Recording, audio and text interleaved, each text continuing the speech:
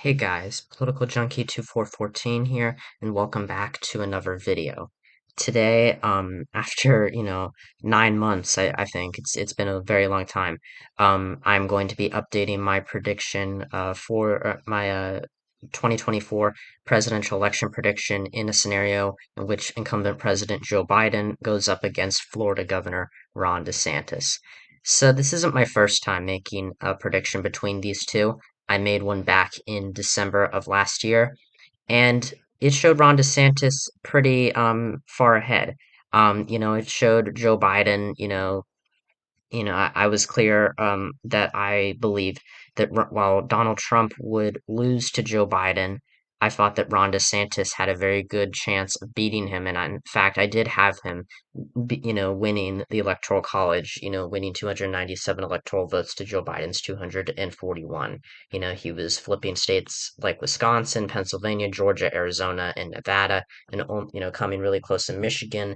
Um, coming close in Minnesota, Virginia, and New Hampshire, and, doing well in states that Donald Trump won, more competitive states that Donald Trump won in 2020 and 2016, like Texas, Florida, North Carolina, and Ohio.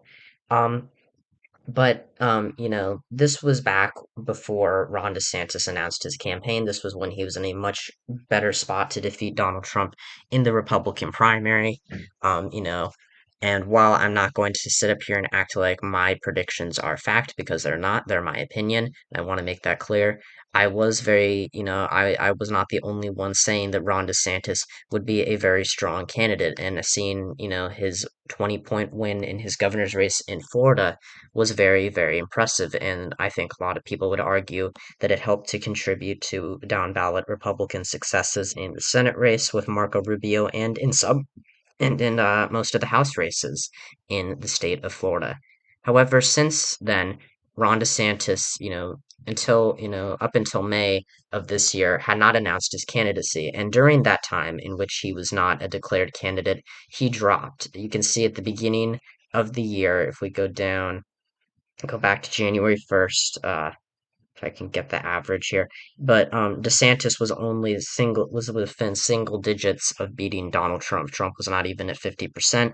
DeSantis was at 37, and this was when the race was not super crowded. There were still, Trump was the only announced candidate in the race. And so while DeSantis hadn't announced yet, it wasn't necessarily a problem for him. But Trump started going on the attacks. He started attacking him, and he slowly started chipping away at DeSantis's support. And DeSantis voters, as they saw more of him, liked him less. And while, DeSantis was widely expected to get into the race, the fact that he didn't and, couldn't necessarily attack Trump made him lose a lot of support. And as the primary got more and more crowded, Trump reached 50% and started to build up his support. And with DeSantis' support collapsing, by the time he announced in May of 2023, he was, nearly 20 points behind where he was at the beginning of the year. He was at 21%, I believe. Yeah, this was the day he announced on May 24th, and Trump was at 54%. And at this time, Nikki Haley had already announced, Vivek Ramaswamy had already announced, Mike Pence and Chris Christie were rumored to be announcing, and it was just not a good look. And, ever since then, Trump has maintained a pretty consistent lead. DeSantis has lost support. And I would argue after the GOP debate that he gained a little bit of support. I think that the fact that Trump did not show up to the debate does hurt him. And I think he, if he wants to maintain a comfortable spot ahead of DeSantis and, the rest of the candidates, is going to, that will be, he will need to debate. But at the same time, when you have such splintered opposition, he doesn't necessarily need to be winning 50%. Does it help? Yes, absolutely. And I think that there's a warning sign, by some of the more recent polls that Trump is starting to lose nationwide support by not showing up to the debate and being and potentially being charged with a crime in the Georgia indictment or in another case very soon. But I think Trump is more likely to be the GOP nominee. And while I do think DeSantis is a better candidate than him, I certainly I don't agree with a lot of the calls that I made here before, and it's long overdue for me to make a prediction. As you can see here, I have put the running mates of each candidate up here. Joe Biden obviously will run with Kamala Harris, and Ron DeSantis, I do believe, will pick Tim Scott as his presidential nominee. So let's get into the prediction. We're going to start by filling out the safe states for both, candidates, both sides of the, both parties. Joe Biden, gets most of the safe states from 2020, with the addition of Colorado. This is a very left trending state. Even when Republicans ran a moderate, Senate candidate last year against Michael Bennet, that candidate being Joe O'Dea, he still lost by more than Trump now. Granted, Jared Polis, the governor of Colorado, did win his reelection by 20 points. And of course, while governor's races are different than, federal races, they definitely had a big impact on a lot of states' midterm election results. When it came to House and Senate elections, just talk about New York, Pennsylvania, or Florida, or even Michigan. Um, but in Colorado, I think that, O'Day, yes, he wasn't a great candidate for the suburbs, but he also was dragged down just by the fact that Colorado is so left trending and the fact that it is, that Michael Bennett's a good incumbent, and also that Polis was at the top of the ticket. And, with polarization decreasing for the most part, and, voters not being a lot less likely to split their tickets, that really helped Michael Bennett. So I do think Biden will win Colorado by over 15 points. I think DeSantis does pretty well in the rural areas, but he still continues to lose in the suburbs. The rest of these states are pretty self-explanatory. I did have Oregon and New Jersey as likely states beforehand. They could still be likely, but I do think that Biden, will win both of them by about 15%. Now we're going to go to DeSantis's safe states. We have, most of the, Great Plains here, Oklahoma, Missouri, Arkansas, Louisiana, most of the Deep South, Mississippi, Alabama, Tennessee, Kentucky, West Virginia, and Indiana. And so you can see here, the only states that I think are worth talking about here are Utah, which, is a more traditionally Republican state. I don't think DeSantis is necessarily in the fold of Mitt Romney. I do think DeSantis is very much, um, in my opinion at least, more like Trump than he is a, traditional conservative. But again, perception is what matters, and I think DeSantis does come off a little bit more traditionally conservative and maybe a little bit closer to Mike Pence to, Utah and voters. I think he'll do better with Mormons, with Latter-day Saint voters than Trump. Again, Latter-day Saint voters are still very much Republican, but less Republican than they used to be. Montana, of course, I do have this state. I do believe Trump would win this state by under 15. If the election was held today, I think DeSantis would win it by a similar margin to Trump in 2020. Trump won it by 16 points, so somewhere around there, maybe a little bit less. But this is basically the map right here. Oh, and Missouri, I think, would be nearly a 15-point margin. The suburbs, I don't think, would be too, bad for DeSantis. But we'd have to wait and see. But anyways, so we have a remaining 241 electoral votes up for grabs in these, in several of these states. But we're going to start off by filling out the likely states. Some of these will be very close to safe, some of them will not be. Of course, it's a big range of, a big margin range. It's from, a likely state can be, a candidate wins by, just 5 points or, just under 15. So, it's a pretty big difference, but we're going to start off with DeSantis' likely states, and we have Alaska as the first one. Alaska is more traditionally conservative. I don't think DeSantis is the best candidate, and I do think that Trump and DeSantis would both, underperform Trump's performance. Or I think in 2024, no, it's likely that, the Republican nominee for president, underperforms Trump's 2020 performance. I think DeSantis would probably win Alaska by like 9 or 10. So just like around that range of where Trump won it in 2020. But I do think that, Mary Peltola may have won in Alaska, but she is a very, very unique type of Democrat. I think that, in the future, Democrats will have more success in Alaska, but that time is not now. And then we have Nebraska's first congressional district. I think DeSantis wins it by a similar margin to Trump, under 15, but pretty close to it. I think, it's left trending. It's some of the suburbs of Omaha, but not quite as much as the second congressional district. Then we have Kansas. I do think that DeSantis would do better than Trump in Kansas. He'd probably win it by a similar margin to where Trump won it last year, or not last year, Jesus, uh, last election. I think, the Kansas City suburbs would be pretty favorable to Joe Biden as they were in 2020, and they were also pretty favorable for Hillary Clinton in 2016. So I think that's where I stand on that. South Carolina also a state I'm moving down to likely. Uh, I think, I have it as likely for Trump, and I think it would be likely for Nikki Haley because Democrats have changed their primary caucus, their first primary caucus schedule, and South Carolina is now the first in the nation. It is no longer Iowa. It was a controversial decision for many in the Democratic Party. A lot of people, a lot of early states like New Hampshire and Nevada wanted to take the spot. Iowa wanted to keep it. South Carolina, most Democrats thought was the most, you know, is the most representative of where the Democratic Party's politics are right now. Now it's still a red state, but most of the Democratic electorate there, comprised of black voters. South Carolina is, of course, a very black state. And I think, with that, first in the nation kind of place, I think that that will really encourage a lot more African American voters to come out and vote for Joe Biden. South Carolina is also just a left trending state in general, and I think DeSantis, while being kind of okay for being a pretty good candidate for or a better candidate than Trump for states like North Carolina, Georgia, and Florida, I still think he's not that much better. Speaking of Florida, I think that DeSantis wins his home state by a decent amount, a little bit more than Trump, I'd say around 9 or 10. He's not going to win it by 19. I think a lot. A good amount of Republican success in Florida. The reason why their margin was so high was because of turnout from Democrats, from Democratic voters decreasing, and I think that in 2024 it will be higher. I think that Trump wins the state by like 7 or 8, and the Senate race is pretty, pretty, comfortable. Republicans should be pretty comfortable with Rick Scott in the Senate race. Again, he's not a great candidate, but also Florida is right trending. Um, I'd say Biden doesn't do too well. I think DeSantis could win Miami-Dade County. I think DeSantis is good for Hispanics in Florida.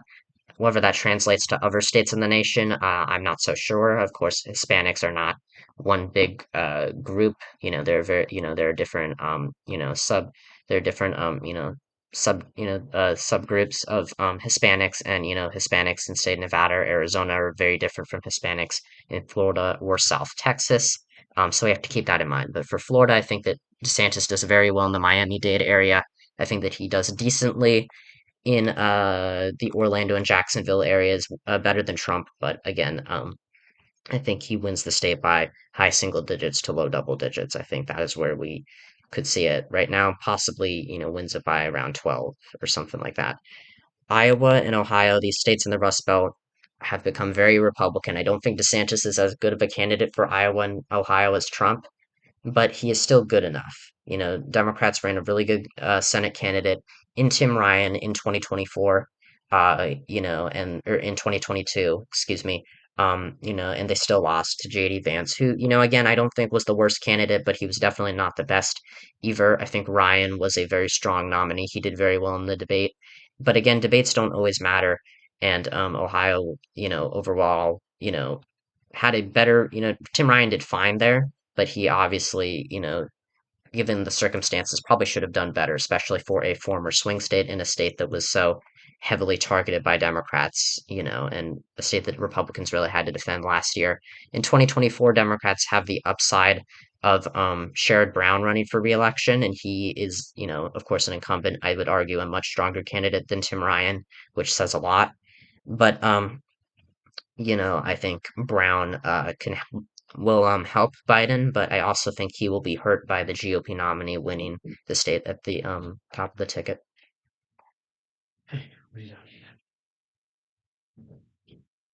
Sorry about that.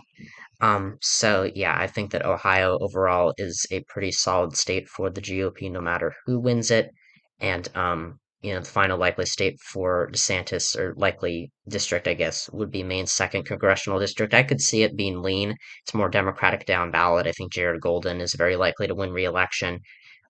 He's a very conservative Democrat in the House, and he has a very specific brand to these voters. But nationally, I think that this district is very, very much right trending, and DeSantis wouldn't do as well as Trump there. He probably win it by like 5 instead of Trump winning it by like 7 or 8, but nonetheless, he wins it. Then we go to Joe Biden's likely states. I'll try to get through these a little bit faster. New Mexico, voted for Biden by 11. I don't think there's too much to say there. Martin Heinrich will, overperform Joe Biden, but again, that's neither here nor there. Minnesota, I'm moving up to likely. The Minneapolis suburbs, I thought DeSantis could do pretty well there. I think he'll still, in general, do better in the suburbs than Trump, but I don't think, that means that he's like some suburban warrior candidate, as you could say. He's no Brian Kemp. He's no, um, uh, I guess what would the candidate be? He's no Mitt Romney type of candidate for the suburbs, and even then, Mitt Romney struggled, compared to John McCain in states like Georgia. But either way, Minnesota, pretty good state for Joe Biden. I think he wins it by 7 or 8. Nebraska's second district, I think DeSantis does better here. It's a suburban district outside of Omaha, but still loses it by like 5 or so, and that would be really problematic for Don Bacon in his House race. I think that Bacon has a better chance with DeSantis, because the delta, the margin that Bacon would need to outperform with DeSantis on the ballot, I think would probably be smaller than the margin he'd have to outperform um, if Trump was the candidate. But again, either way, I think it's still pretty problematic for Don Bacon. But DeSantis loses this district. Maine at large, pretty strong for Joe Biden. I think it stays around, a 9 or 10 point victory. Virginia, I'm also moving up to likely. DeSantis is not a great candidate for Virginia. He's all right for a lot of these suburban states, in the Mid Atlantic and Southeast, but I don't think he's particularly strong in Nova. Again, people say Glenn Youngkin was a very strong candidate who ran on culture wars, but again, he ran against Terry McAuliffe, who wasn't necessarily the best candidate. He made a lot of missteps, and that's not to take away from Youngkin's campaign, but it was also a gubernatorial campaign, and governor races are much more uh, localized than federal races, especially one as big as the presidency. So I think Virginia better for DeSantis than it would be for Trump. Trump I think is particularly toxic to the Nova suburbs, but I don't think, or the Northern Virginia suburbs, outside of DC. But I don't think he's that much better than Trump. I think he'd lose it by like 7 or 8, potentially more, maybe 9 or 10, but we'll have to wait and see. New Hampshire, I thought this was a state where DeSantis's kind of social, cultural, message and would work out well. Now, New Hampshire is a socially liberal state, so it makes sense why he's been struggling here, or why he would not win it. I never thought he would win it, but I thought that he could do better than Trump there. Trump is just uniquely bad for New Hampshire. He is winning the primary there, but again, that is among Republican voters. DeSantis is not, doing nearly as well as he should be in the New Hampshire primary, and I don't think he'd do too well in the general election. New Hampshire is a socially liberal but fiscally conservative state. I thought maybe DeSantis had, um, potential. I think DeSantis has potential to kind of, put a message that resonates more with New Hampshire voters, but either way, of course, that potential has not really shown to be to turn it into anything yet. DeSantis, I think, has potential as a candidate, but he is still really struggling to get his message out in the primary without, becoming too radical, to win some of these more suburban states. Now we get down to the real competitive states. We have 133 electoral votes, up for grabs, and you can see that the map is the battleground map is very similar to that of 2020. All 5 of these states were decided by, five, or, not all 5, but all of these states were decided by 5 points or less. Texas technically was 6 points, but I mean, it was, 5.5. So we're going to start, I guess we'll go from east to west. First, I'm going to give Joe Biden Pennsylvania. I think Pennsylvania has been it's been pretty good for Democrats. I think, the Philly suburbs are really shifting left. Pittsburgh is really good for them. They're holding their ground in Scranton. And I don't think DeSantis is a very good candidate for working class voters. I think or at least in Pennsylvania. I think, no matter what, I don't think he's, much worse than Trump, but I also think Trump is just uniquely good for that group of voters, and I think that that really gives him, an advantage in those working class areas. But again, I think neither, I think that DeSantis just doesn't have that kind of appeal in Pennsylvania. I think that he'd lose it by like two or three. I don't think if he, do much work. I don't think he'd do too differently from Trump, but he'd still not really have the upside of the rural turnout to the same degree that Trump would get. Again, I don't think Trump is. I think a lot of people say that Trump is uh the is I'm trying to think. A lot of people say that Trump is the only reason a lot of these Republican working class voters or rural voters have come out to vote. I think there's some truth in that, but it's not entirely true. I think Trump was what got them to come out, but I don't think that necessarily means that they're going to just kind of disappear. But either way, Pennsylvania, I don't think DeSantis wins it. Michigan, I also think that he loses it by a similar margin to Trump. Maybe he does a little bit better in the Grand Rapids suburbs, but he doesn't do very well in the working class areas. He doesn't do too well in, Detroit for obvious reasons. I mean, it's a very Democratic area. I think Joe Biden's going to do well there no matter what, with Kamala Harris helping him drive up black turnout. And overall, DeSantis and, the GOP just hasn't been doing well in Michigan. They had a good night in 2016, but again, Detroit turnout was really not good for Democrats that year, and Democrats have won, they won the Senate race in Michigan in 2018. They won it in 2020, albeit by, a smaller margin. But either way, since 2018, the last three election cycles, they've had pretty, decent results in Michigan, especially last year in 2022 when they won three out of the four competitive House races. Then we go over to, so I think Michigan's pretty decent, as, votes for Biden by four or five.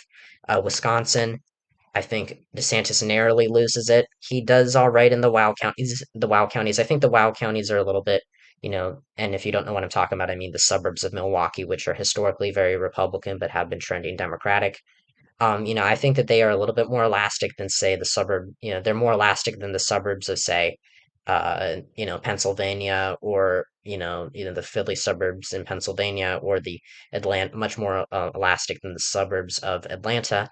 But either way, they prefer more traditional conservatives, and I think DeSantis, is perceived that way for a lot of people. But I don't think he's that much better. I think that he's still, I think Biden really does well in Milwaukee and Madison with turnout, and I don't think DeSantis does well enough in the working class areas to overcome that. I also don't think, he does much better than Trump in most of these suburban counties, like in Green Bay and of course in the WoW counties. So I think that gives Joe Biden the election. He's at 270 electoral votes, but we're not done yet. I'm going to give DeSantis North Carolina by a tilt margin. I was considering a lean margin, but I don't think there's too much room for Trump or for DeSantis to outperform Trump here. I think both of them win it, but I think that there's not much difference. I think DeSantis does better in like the Charlotte suburbs and in the suburbs of Charlotte and Raleigh. And he does, okay in the rural areas, but I think overall, North Carolina is just a really hard state for Democrats to win. It's easier on the local level, like in the governor's race, I do currently have Democrats favored, but again, that is also because they're running a strong candidate while Republicans are running a potentially disastrous candidate in Mark Robinson. But I think North Carolina, DeSantis isn't too, bad enough to lose it. Again, he could. I think he's slightly better for the state than Trump, but that's not saying much. I think, he wins it by about a point or so. And then in Georgia, this is a state that I was very, very bullish on DeSantis doing well in, but, and I still think he would do a lot better in the Atlanta suburbs, but I'm going to give it to Biden narrowly. I think he wins it by a similar margin to 2020. The Atlanta suburbs are just so left trending. Mitt Romney, while he did pretty well in the Atlanta suburbs, there were some areas where he did underperform Joe Biden, or did underperform John McCain in 2012 compared to McCain in 2008. And since then, Trump did worse in 2016 and worse in 2020. And overall, I think DeSantis is pretty good for the Atlanta suburbs. He's much better than Trump. I think Trump is just uniquely bad for the suburbs of Atlanta, and has really cost Republicans in Georgia, over the last couple of years. But I think Biden, you know, does well enough with Kamala Harris with black turnout in Atlanta and does well enough with getting, holds on to enough support in the suburbs, between white educated voters and, black and Hispanic voters to narrowly win the state against DeSantis. So, yeah, I do think that the Atlanta suburbs are just kind of too left trending for DeSantis to win Georgia. He could. It's in a toss-up state. I'm very, very, cautious about it, but right now, if you made me guess, I would say he loses it. Then Texas. I thought, I still believe that DeSantis would do better than Trump in Texas in, pretty much all of the suburban areas in Austin, Houston, and Dallas, Fort Worth, and San Antonio. But I don't think he does well, I don't think there's too big of an overperformance. I think DeSantis still has, his rhetoric with the culture wars is still not, is still real, he's still not doing a good job of, moderating his stances and not, kind of toning down his rhetoric about the culture war. Because again, when you look at candidates like Glenn Youngkin in Virginia, he was not necessarily, on the campaign trail, he was not as aggressive about it as DeSantis. DeSantis is very much more, kind of forceful with his views. He's a lot less like laid back and relaxed. He's very very very passionate, which one could say is, a benefit to him, when you have very passionate views that really impresses some people and it really, when people are passionate about something, that can earn a lot of people's respect. But either way, it depends on what that is. And I think DeSantis, with his culture war rhetoric, is not going to do super well in these suburbs, better than Trump. I think he does all right in in the Rio Grande Valley, but again, incumbent presidents have historically done better with Hispanic voters, nationwide, and I think Biden has potential to improve there relative to 2020. But we'll have to wait and see. I think Texas goes to DeSantis by, 3 or 4.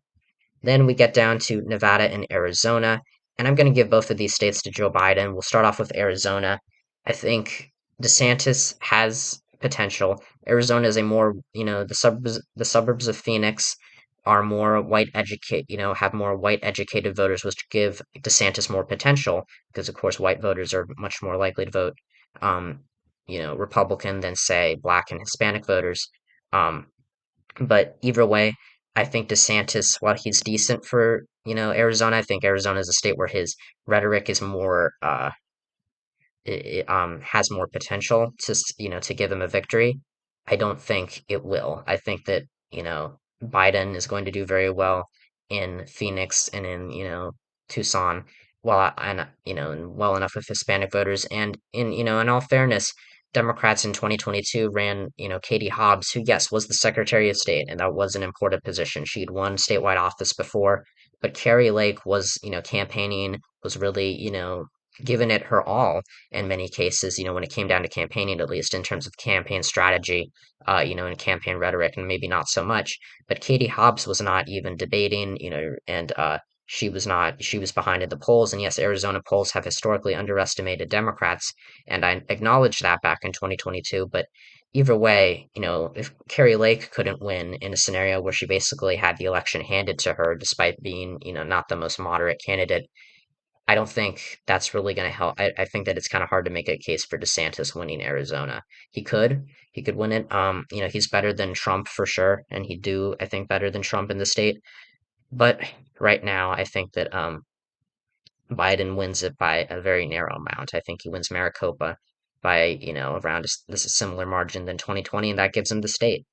In Nevada, I already said I was going to give this to Joe Biden. I know that Nevada is, a more has been showing good signs for Republicans lately. And I also want to dispel, I was have made a mistake of saying that in 2022 Republicans lost the Senate race with a Trump plus 5 electorate. I looked back at the exit polls and I actually found that it was a pretty even electorate. It was, I think that it was a like tie if the election, if the 2020 election were held that day, or based on who came out and voted in that Senate race and governor's race, Biden would have narrowly won. It would have been like one to like less than a point victory. So it was a more Republican electorate than 2020 in Nevada in 2020 or and Republicans in Nevada had a better electorate in 2022 than they did in 2020, but overall, they still lost. And Nevada's a pretty inelastic state, and I think DeSantis is decent for Hispanic voters in most of these states. I think he's particularly good in Florida, but besides that, I'm a little more skeptical. I also think Clark County, while the city of Las Vegas has been trending against has been moving away from Democrats, I think that the suburbs are not will not be super beneficial to DeSantis, and I don't think he does super well in the rural areas. So overall, I think he loses Nevada by about a point. Maybe he wins Clark, or he doesn't win. Maybe Biden wins Clark County by a little bit less against DeSantis than he would Trump, but either way, I still think he wins the state. So that gives us our final map, and it's not too much different than the map I have for Donald Trump versus Joe Biden. Of course, there are some differences in margins. Nevada, Arizona, Georgia, and Wisconsin are all tilt states. I think in my most recent prediction, I had them all as lean Democratic, but overall, Joe Biden still wins 303 electoral votes, and Ron DeSantis, wins 235 electoral votes, which is the exact same, this is the same exact layout of states. Every state that voted for Joe Biden, or every state votes the same way it did in 2020. According to this prediction, which is the same for my Biden versus Trump prediction, but of course the margins do matter, and that does make this prediction different. So overall, I think that my prediction, for a Biden versus DeSantis matchup has very much changed. I'm a lot more, doubtful of DeSantis as a candidate. I think he's made a lot of missteps. He's not as moderate, or well, I never really thought he was moderate, to be honest. But of course, you can have your, that's my opinion. But overall, in terms of how I thought people perceived him, I thought that he was perceived a lot better than Donald Trump. And maybe that was true, but it doesn't seem to be true anymore. It seems like people are starting to see DeSantis in a much similar light to Trump than they did before. And I think that really hurts him with a lot of suburban voters, and it hurts him with a lot of urban voters. So overall, I do think he would lose the election to Joe Biden. I think he's still a better candidate than Trump, but overall, but I still don't think that's saying very much. I think that the reason he was hyped up so much was because he was better. He's better by comparison. So thank you all so much for watching. Tell me who you think would win this matchup, and tell me, what you think about Ron DeSantis's campaign. Do you think that he is good enough to beat Joe Biden? Do you think he will beat Joe Biden, or that, my prediction will end up, is similar to your own, and that Joe Biden would still beat DeSantis? So let me know in the comments down below what you think. Of course, this is my, own, opinion. This is not, me trying to assert this as fact, but this is currently what I do believe, would happen if this matchup were held today. So thank you all for watching. If you liked the video, hit the thumbs up button, subscribe to the channel if you haven't already, and share this video with someone who you think would enjoy it. Also check out my non-political channel, Interactor127, and my comrades channel, GrowlingZoo666. Again, thank you all for watching, and I'll see you guys next time when I talk about all things politics. See ya.